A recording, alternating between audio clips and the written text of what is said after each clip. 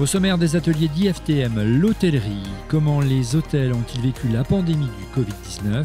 Quel segment a-t-il le mieux résisté ? Comment gagner la bataille sanitaire ? Quid de l'hôtellerie post-Covid face à l'émergence de la visioconférence ? Toutes les réponses en compagnie de François-Xavier Znick et ses invités.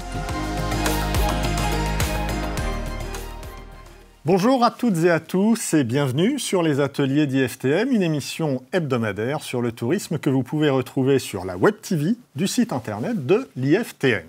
On va s'intéresser aujourd'hui au secteur de l'hôtellerie, très durement touché évidemment par la pandémie de la Covid-19, comme l'ensemble d'ailleurs des professions du tourisme. Alors, comment se projettent ces acteurs ? Quel sera le paysage hôtelier post-Covid ? On va tenter de répondre à ces questions avec nos invités du jour. J'ai le plaisir d'accueillir à ma gauche Christelle Blondeau. Christelle, bonjour. Bonjour. Vous êtes directrice générale de Louvre Hôtel. Louvre Hôtel, je rappelle, c'est près de 1500 hôtels dans une cinquantaine de pays, dont 1000 en France, de l'économique au haut de gamme, avec des marques connues comme Kyriade, Campanile ou Golden Tulip. À ma droite, Philippe Marguet, directeur général de The Originals. Bonjour Philippe. Bonjour. Je rappelle que The Originals, c'est une coopérative hôtelière qui réunit près de 500 établissements indépendants en France et en Europe autour de 6 catégories, de l'économique au luxe. À ma gauche également, Ziad Minkara. Bonjour Ziad. Bonjour François. Ziad, vous êtes le directeur général de CDS Group, qui est une place de marché dédiée à l'hôtellerie d'affaires pour les entreprises. Et puis enfin à ma droite, Vincent Candal. Bonjour. Bonjour. Bonjour, vous êtes directeur général de B&B. Je rappelle que B&B est une chaîne d'hôtels économiques située en Europe qui rassemble près de 500 établissements, dont 300 en France. Alors, on ne va pas perdre de temps, on ouvre tout de suite notre première rubrique, la phrase du jour. Alors, elle s'affiche à l'écran, je la lis avec vous. C'est un enfer pour nous en ce moment et on n'y peut rien. Voilà ce que disait récemment Sébastien Bazin, le PDG du groupe Accor. Christelle Blondeau, alors, pour des femmes et des hommes d'action, comme vous êtes tous les quatre sur ce plateau, rien de plus frustrant, j'imagine, que ce sentiment d'impuissance face aux événements. Donc, il est vrai que cette année de 2020, un peu horribilis, on s'en souviendra longtemps. Voilà, je dirais même du moment où on a appris le premier confinement, la fermeture des restaurants, à 20h pour minuit.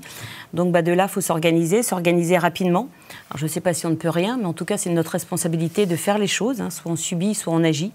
C'est ce qu'on a fait pour les hommes et les équipes de nos établissements, mais aussi pour nos partenaires, bien sûr.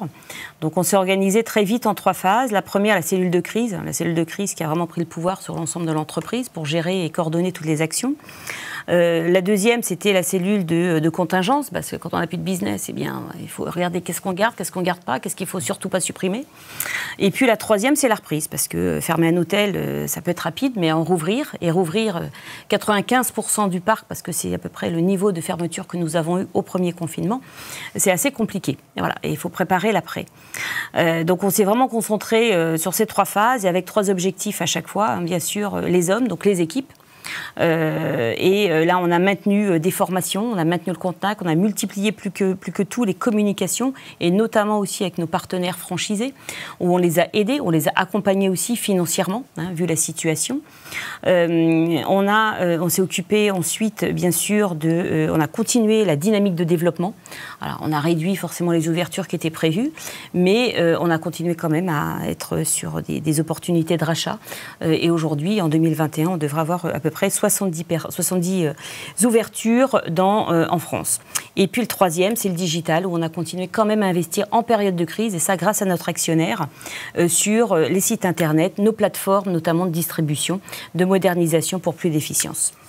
Philippe Marguet, vous représentez des indépendants, je l'ai dit. Alors, un hôtel indépendant, c'est toujours l'histoire entrepreneuriale d'une vie. Évidemment, ce sont des femmes, des hommes qui n'ont pas compté leurs heures pendant des années, qui se sont parfois lourdement endettés pour mener cette aventure. Et évidemment, il faut repartir de zéro ou presque. Là aussi, on imagine un peu le désarroi de vos adhérents.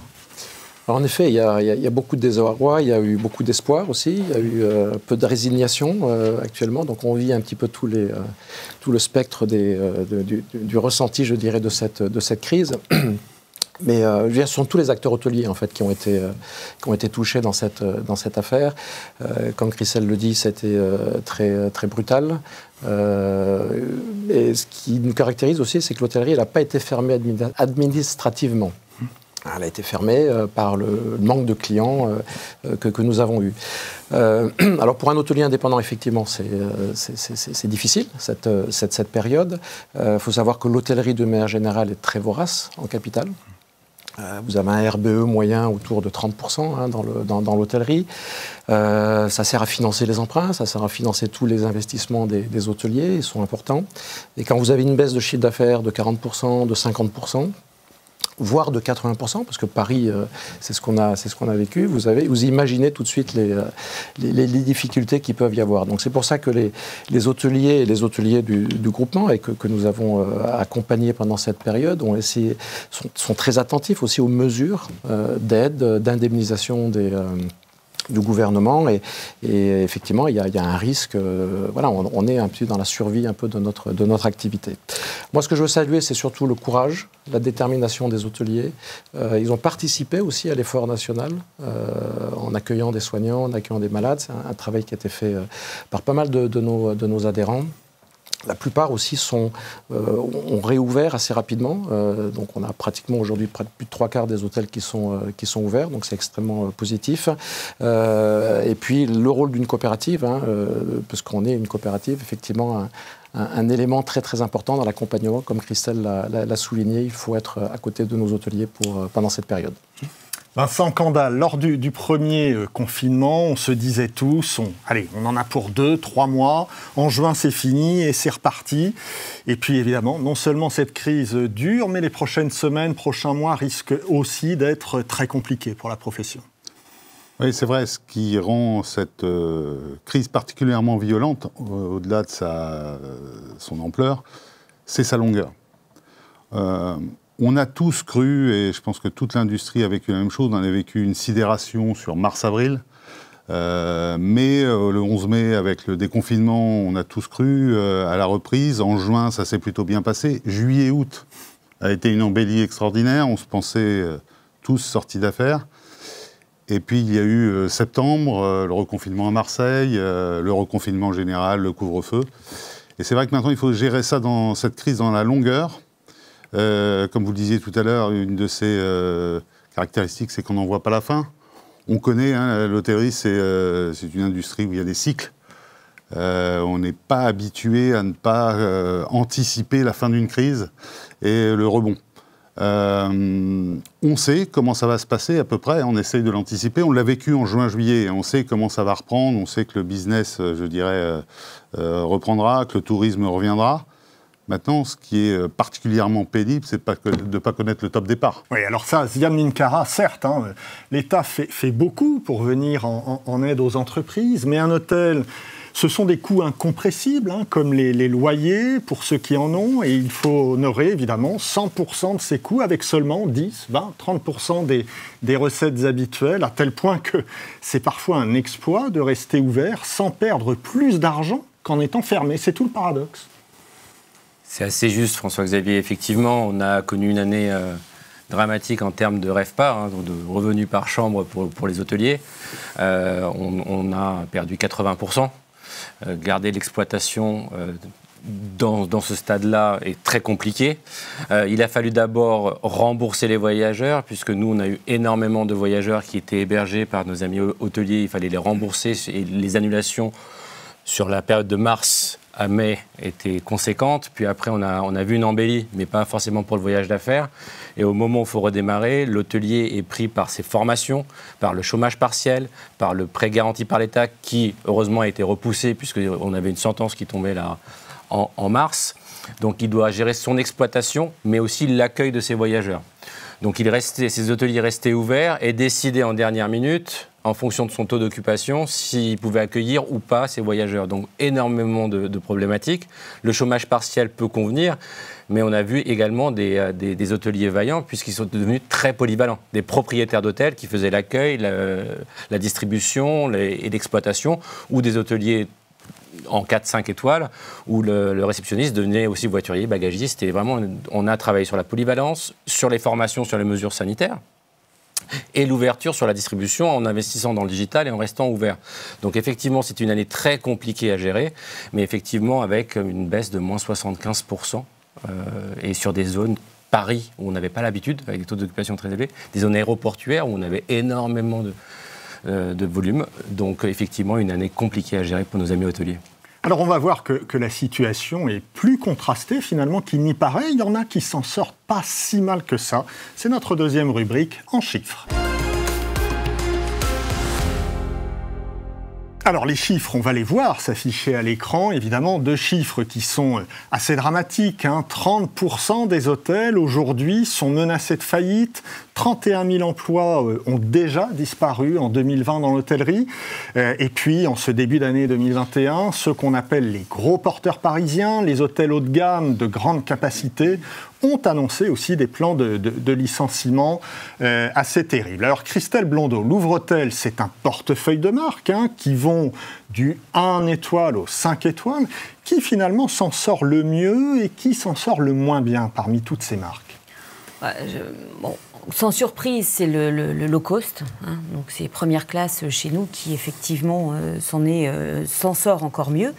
Le mid-scale aussi, donc les marques Campani, le Kyriade, forcément le 4 et 5 étoiles pâtit beaucoup plus. Ça c'est très, très clairement. On a perdu environ 50% de chiffre d'affaires sur 2020, si toutes catégories confondues.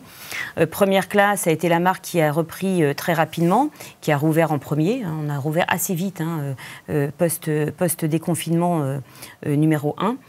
Là, on a quasi pas fermé puisqu'on a 15% de fermeture du parc. Voilà. Donc aujourd'hui, on a une clientèle plutôt dans le bas du bâtiment, d'ouvriers, de logistique, transporteurs sur notre marque low cost, mais qui remplit plutôt bien à date. On a à peu près à la moitié de taux d'occupation. Voilà. Et on sent une dynamique en ce début d'année. C'était, comme on dit, les pick-up de fin d'année étaient un peu compliqués. Là, on sent que ça repart. Le problème, c'est ces stop and go et ce manque de visibilité. Donc, au-delà d'être résilient, c'est en tout cas extrêmement adaptable et très, très agile. Voilà. Oui, Philippe Marguet, alors vous avez la même problématique. Vous êtes présent sur l'économique, mais aussi sur le haut de gamme. Je dirais, heureusement pour certains de vos adhérents, il y a eu l'été et ils ont pu un peu se refaire la cerise, comme on dit familièrement, grâce au tourisme franco-français. Ouais, effectivement, l'été a globalement été positif, mais sur une certaine catégorie d'hôtels et dans certaines régions. On ne va pas faire de... la difficulté a été réelle, l'année se termine en baisse, mais heureusement effectivement qu'il y a eu cet été. La météo était au rendez-vous, les gens ont envie de partir, de voyager, donc ça a été extrêmement positif. En ce qui nous concerne, je dirais les régions qui ont le mieux marché, ce sont la Nouvelle-Aquitaine, l'Auvergne-Rhône-Alpes et puis la Bretagne. Voilà, donc sur les 3 régions sur lesquelles on a eu les meilleurs résultats, enfin c'est un peu le Grand Ouest et les côtes littorales. C'est vrai que les hôtels du littoral ont bien fonctionné. Et donc ça a été extrêmement positif. Et ce qu'on a constaté, c'est qu'effectivement c'est une clientèle franco-française, comme vous le dites. On le voit d'ailleurs aussi à travers nos canaux de réservation. On a eu une grosse montée en fait des réservations en direct, à la fois sur les sites internet des hôtels, sites de la coopérative, directement au niveau des établissements. Et ça s'est fait au détriment des agences en ligne, des OTA. Donc c'est un élément, je dirais, de satisfaction en plus. Les hôteliers apprécient quand la réservation arrive en direct. Je pense que vous le savez. La coopérative aussi a voulu accompagner la relance, la reprise pendant l'été. Et donc on a fait une campagne digitale qui a permis d'accompagner, aussi d'inciter le client à retrouver les beautés de la France, parce qu'il y a énormément d'endroits. Et donc je crois que pas mal de gens ont redécouvert la France à ce moment-là. Donc un été positif, mais une année qui est quand même, bien évidemment, en baisse. Il ne faut pas se voiler la face. Cacher, oui, j'imagine, évidemment, comme tout le monde. Vincent Candal, B&B, c'est de l'hôtellerie économique, essentiellement fréquenté par des voyageurs d'affaires. Or, évidemment, le voyage d'affaires, c'est quand même effondré. Quelle est la situation chez vous, peut-être plus nuancée que ça? Oui, parce que je crois qu'il faut segmenter cette clientèle affaires en 2 grandes catégories. Je dirais, il y a la clientèle tertiaire, la clientèle des événements, je dirais la clientèle qui fréquente les hôtels de centre-ville. Celle-là, c'est vrai qu'elle a disparu totalement au printemps et qu'elle a beaucoup de mal à revenir. Après, les hôtels de périphérie, les hôtels qui sont, comme le disait Christelle tout à l'heure, plus typés techniciens, bâtiments, maintenance, logistique, ça là, elle a repris. En fait, la clientèle qui est là, c'est la clientèle qui est obligée de se déplacer pour travailler. Et celle-là, elle a plutôt repris un bon niveau dès le mois de juin. Même un niveau assez important. En septembre, ça a continué. Puis après, c'est vrai qu'avec les aléas des mesures pour lutter contre la situation sanitaire, ça bouge un peu. Mais elle est relativement stable. Et aujourd'hui, il ne faut pas se leurrer, dans toute l'hôtellerie, c'est ce socle de clientèle qui fait notre chiffre d'affaires. On attend avec impatience, évidemment, la reprise de l'activité tertiaire, notamment des événements, notamment aussi la clientèle affaires internationale qui est aujourd'hui totalement absente. On parlait tout à l'heure, Ziad parlait des hôtels aéroportuaires. C'est vrai que là, on attend. Je pense qu'on va encore les attendre quelques mois.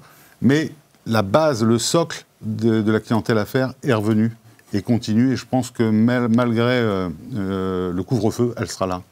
Oui, on voit que les situations sont en effet plus contrastées qu'il n'y paraît. Tout n'est pas noir. Il y a des choses quand même un peu positives, on va dire, dans ce paysage de désolation.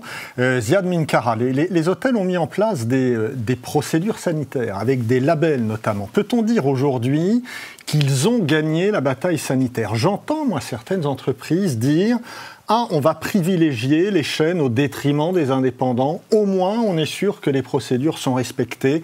Peut-on faire vraiment cette distinction aujourd'hui? Alors, gagner la guerre sanitaire, je pense qu'on la gagnera tous ensemble au-delà de l'hôtellerie. Ce qui est une réalité, c'est ce qu'on a entendu, c'est les hôteliers sont tous passés par des protocoles sanitaires, donc il n'est pas encore une norme unique, avec des experts en hygiène, comme Socotec par exemple, ou des experts comme Veritas qui nous ont aidés à mettre ces normes-là. Et les hôteliers ont fait l'effort, les hôteliers ont investi, les hôteliers ont communiqué et ont formé leur personnel sur la distanciation, l'accueil, le ménage en chambre. Et ce sont des choses qui ne sont pas éphémères et qui vont rester et seront durables aujourd'hui, puisque ce sont des critères essentiels. Quant à segmenter et opposer l'hôtellerie indépendante et l'hôtellerie de chaîne, je n'y suis pas favorable, puisque quand un indépendant, c'est sa propre exploitation, il y met du cœur, et c'est comme chez lui, c'est aussi propre. Donc on a la sécurité des groupes, comme nous avons entendu, et nous avons également la sécurité pour accueillir. D'ailleurs, c'est ce qui s'est passé cet été, où nous avons accueilli dans les hôtels avec tous les moyens sanitaires nécessaires, et la clientèle est revenue. La problématique, c'est de pouvoir communiquer auprès de ces hôteliers, puisqu'il y a énormément de normes, et d'uniformiser ça et de communiquer du même voix. Mais aujourd'hui, dans le cadre d'un déplacement professionnel ou dans son déplacement, l'hôtel est quand même l'endroit le plus sûr, puisque normalement, c'est là où on a le moins de monde. On n'est pas dans une gare, dans un aéroport, et il suffirait d'attendre une demi-heure avant d'entrer dans l'hôtel pour pouvoir être sûr que le virus est contracté. Donc les mesures ont été mises, ce sont des mesures durables, et cet investissement-là a été fait de la part des hôteliers. Oui, et en effet, il n'y a pas que les chaînes. Comme vous dites, l'hôtelier indépendant s'implique en fait personnellement dans la mise en place des protocoles. Alors on va essayer de se projeter un peu. C'est compliqué évidemment, tant on n'a aucune visibilité aujourd'hui, mais on va essayer quand même en ouvrant notre troisième rubrique. Demain, quelle reprise ? Alors Christelle Blondeau, vous êtes à la fois sur le tourisme, sur le voyage d'affaires, sur le MICE. Quel est, selon vous, Christelle, le segment qui va reprendre le plus vite ? Déjà, le premier trimestre, ça risque d'être extrêmement compliqué, encore, certainement. On a bien vu beaucoup d'événements annulés, les frontières fermées, le couvre-feu, les confinements. Tout ça, forcément, a des incidences sur l'ensemble de nos segments. Le premier segment qui a repris et qui est fidèle, on l'abordait tout à l'heure, c'est tout ce qui est autour du BTP, transporteur, etc., où là, ça nous donne vraiment un fonds de commerce de clientèle. Ensuite, celle qui reprendra certainement en premier, quand les conditions sanitaires seront plus stables, avec le vaccin, ça va être le tourisme. Déjà, le tourisme domestique, on a bien vu la réaction de cet été, comme on pouvait appeler ça un petit peu l'été de la revanche. Je pense qu'il va se passer la même chose et ça reprendra très vite sur ce segment. Ensuite, Ensuite, on a la clientèle, pas oubliée, mais quand les frontières vont se rouvrir, la clientèle chinoise qui va certainement d'ici la fin de l'année revenir, puisque eux seront vaccinés, auront été vaccinés en masse, donc protégés. Donc il est fort à parier que cette clientèle-là va revenir. Et puis ensuite, la clientèle d'affaires, on en perdra probablement une partie. Pourquoi ? Parce qu'il y a des nouvelles habitudes qui se sont créées, notamment bien sûr le télétravail. Pour ceux qui étaient contre, fort est de constater que les choses fonctionnent quand même, que la visioconférence est un outil aujourd'hui utilisé quotidiennement par l'ensemble des entreprises, et les voyageurs d'affaires qui sont restreints aussi par les entreprises qui restreignent les frais de déplacement compte tenu de cette année 2020. Philippe Marguet, certains disent que les entreprises arrivent en ce moment à signer des contrats avec des hôteliers à des prix inférieurs de 20% à ce qu'ils étaient en 2019. La reprise, selon vous, va-t-elle s'opérer par le prix ? Très franchement, je ne pense pas que c'est le prix qui fera la reprise de l'hôtellerie. Même si aujourd'hui, on voit que les prix moyens sont en baisse. C'est clair, je veux dire, on est dans une période de crise. Il y a beaucoup de restrictions, les gens voyagent moins, il y a moins de demandes, donc automatiquement, il y a effectivement une baisse des prix moyens. C'est un peu ce qui a été dit d'ailleurs. La reprise, elle sera progressive. Je pense qu'elle sera portée par le marché domestique, c'est sûr. Sur le segment économique, c'est un peu l'hôtellerie d'affaires, je dirais, qui va... Et on le voit déjà actuellement, on a une activité en province qui est plutôt bonne. Voilà, on a quand même des hôtels en province, hein, je précise, et pas ailleurs, pas dans les grandes villes non plus, donc qui est plutôt positif. Donc ce sont des améliorations. Et nous... On ne constate pas, je dirais, on a maintenu nos prix sur 2021. On a donné également à nos adhérents un pack à faire pour les accompagner justement dans la négociation de leurs tarifs locaux avec leurs clients locaux. Et on n'a pas de remontée, vraiment, comme quoi il y a des vrais... voilà. Je pense que les gens sont responsables aujourd'hui, les entreprises sont responsables et comprennent exactement ce qui est en train de se passer. D'une manière générale, je pense que c'est l'envie de voyager, également sur le loisir B2B, parce qu'on travaille aussi beaucoup avec des opérateurs de groupes, notamment, qu'on a réunis d'ailleurs il y a peu de temps. Et on sent que c'est vraiment l'envie de voyager, l'envie de retrouver un peu le goût du voyage qui va, je pense, accompagner cette reprise.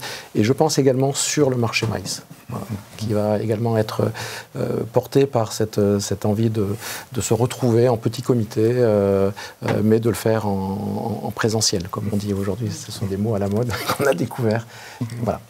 Vincent Candal, vous me disiez en préparant cette émission que le vrai redémarrage pour vous, ce sera en fait quand les restaurants vont rouvrir.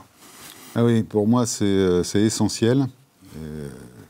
Je suis impatient de voir nos confrères restaurateurs réouvrir. D'abord parce que ça voudra dire que la situation sanitaire s'est améliorée. 2, ça va faire revenir la clientèle touristique. Aujourd'hui, passer un week-end à Deauville, à Paris, à Marseille ou à Rennes sans aller au restaurant, il y a très peu de candidats. Il y a très peu d'amateurs de week-end avec des repas en room service. Donc je pense que ça sera vraiment le signal de la reprise. Même pour la clientèle affaires. Aujourd'hui, passer 4 nuits dans un hôtel et devoir manger dans sa chambre de la restauration livrée, qui peut être de qualité, il nous manque ces moments de convivialité que nous apportent nos amis restaurateurs. Et je pense que vraiment, ça sera le point de départ, je dirais, d'une vraie reprise conséquente. C'est l'ouverture des restaurants. Oui. Puis en plus, on peut dire, Vincent, que si les budgets des entreprises, comme nous l'évoquait Christelle Blondeau, si les budgets des entreprises, en effet, baissent, sont durement touchés par la crise économique, ça peut profiter aussi à l'hôtellerie économique. L'hôtellerie économique a toujours une reprise plus rapide lors des crises antérieures. Justement, oui, parce qu'il y a ce transfert, je dirais, cette diminution de budget de déplacement qui favorise l'hôtellerie économique. Donc, c'est vrai que pour toutes les autres catégories d'hôtels, voir l'hôtellerie économique redémarrer, ça sera le signe précurseur de la reprise. Oui, ce sera un bon signe. Ziad Minkara, cette crise a montré aussi que la plupart des hôteliers avaient seulement 6 mois de trésorerie devant eux, d'ailleurs comme les compagnies aériennes, très souvent. c'est bien peu et c'est peut-être aussi le signe qu'il y a un problème de modèle économique. Si on ajoute à ça que de nombreuses études prévoient la disparition de 15, 20, 30% des voyages d'affaires remplacés par la visioconférence, comme le disait Christelle Blondeau, visioconférence qui a fait ses preuves très clairement pendant cette crise, les hôteliers, forts de cette constatation, peuvent-ils s'épargner au moment de la reprise une profonde remise en question ?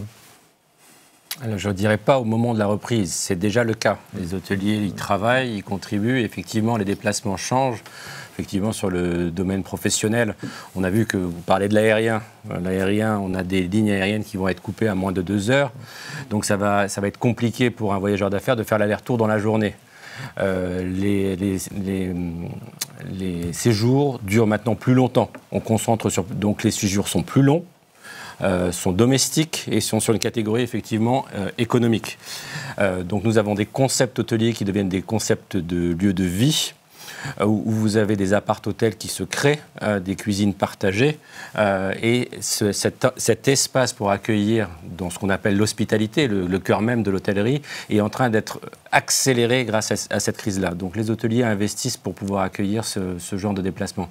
On a une problématique, bien évidemment, c'est ce télétravail, mais pas le fait de télétravailler, mais que les centres, les headquarters des entreprises ne sont plus remplis et beaucoup d'hôtels tournaient sur ça. Donc ils se réinventent également pour les accueillir dans des cadres de formation ou autres.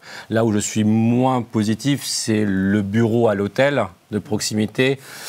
Faut faire attention aux annonces marketing et qui ne sont pas concrètes. Mais les lieux de vie, l'hôtelier qui accueille et qui encadre, ce sont des choses qui voient le jour. Après, pour la dernière chose, effectivement, pour la clientèle internationale, c'est qu'on a la chance d'être en France et que la clientèle asiatique doit progresser du double. Donc je pense que sur cette destination France, je parle vraiment de la France, on va connaître une reprise assez forte. Une reprise qui s'annonce en tout cas erratique, suspendue bien sûr à la diffusion du vaccin et qui pose de nombreuses questions sur l'hôtellerie post-Covid, comme le disait déjà Ziad Minkara. C'est notre 4e et dernière rubrique, Le Monde d'après.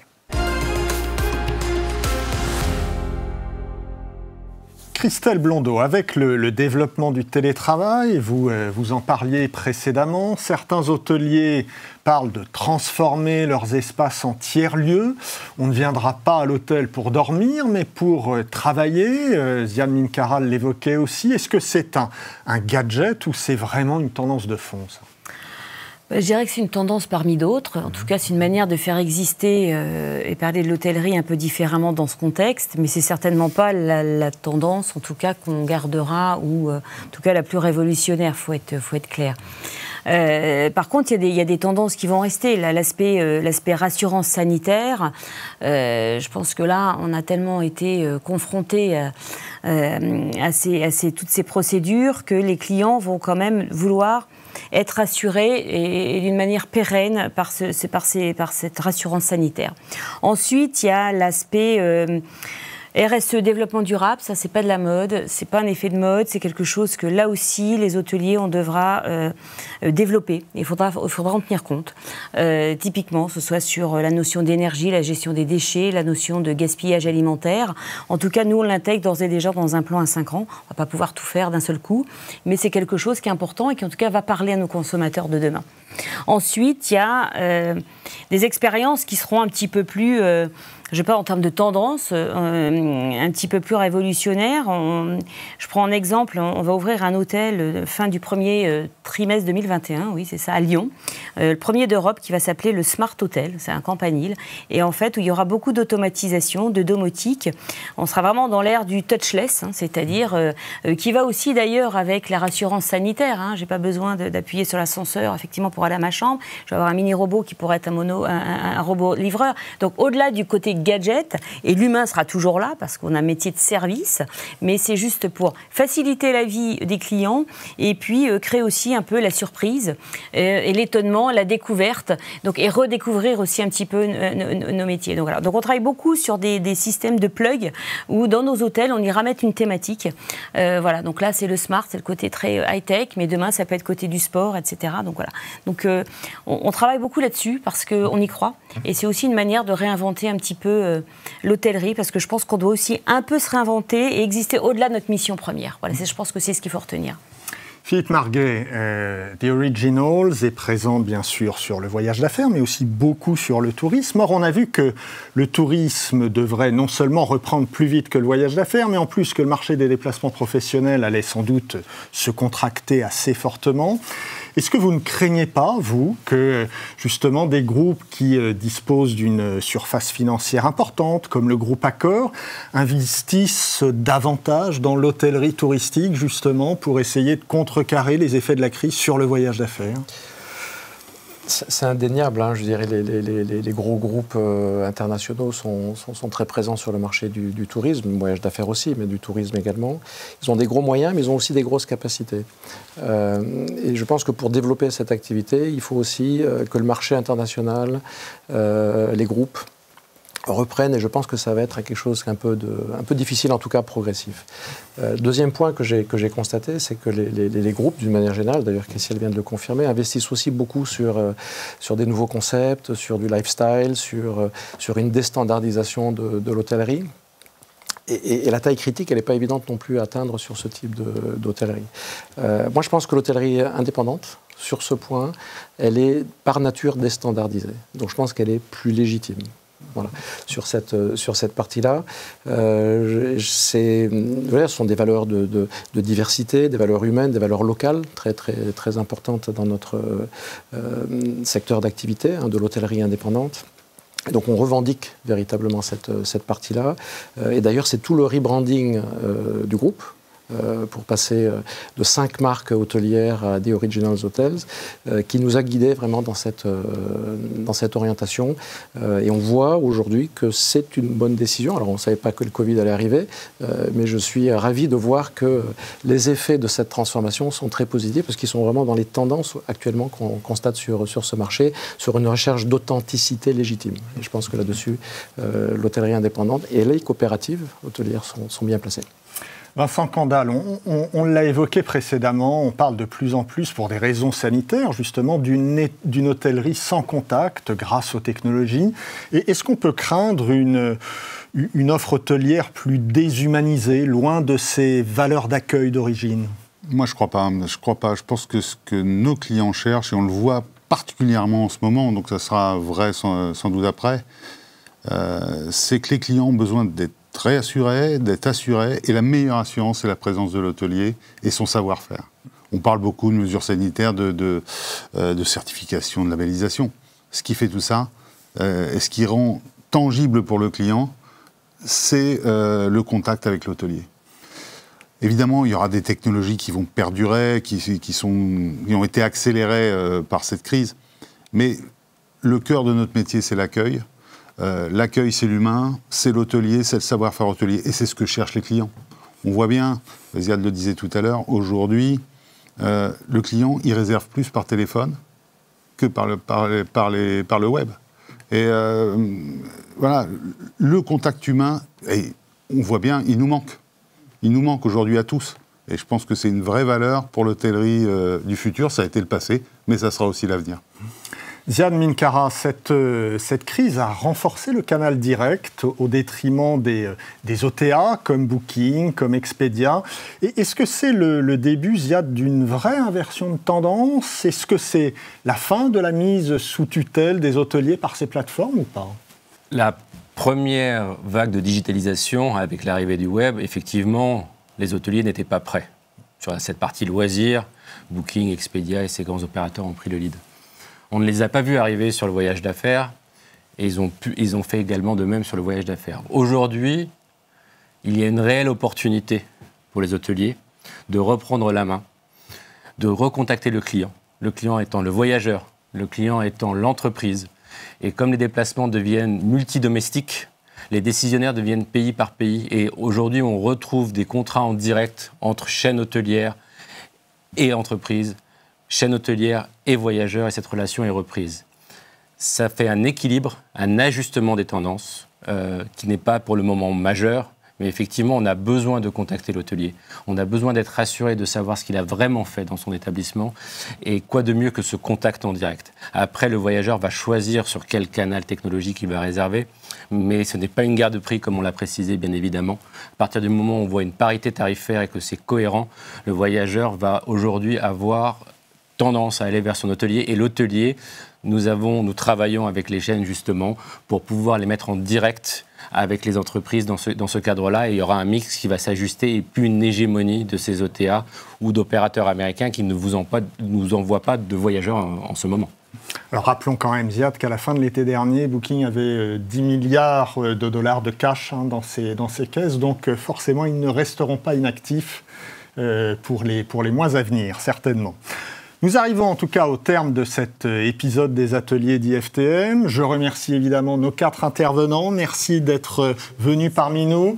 Je remercie également les internautes pour avoir suivi cet épisode. Je vous donne rendez-vous la semaine prochaine pour une nouvelle édition. Et puis, pour être prévenu en temps réel de toutes les nouveautés et du programme des ateliers d'IFTM, je vous invite à vous abonner à nos réseaux sociaux @IFTM. C'est essentiel, capital, ainsi qu'à notre newsletter. Et je vous souhaite une très bonne fin de journée et je vous dis à la semaine prochaine. À très bientôt.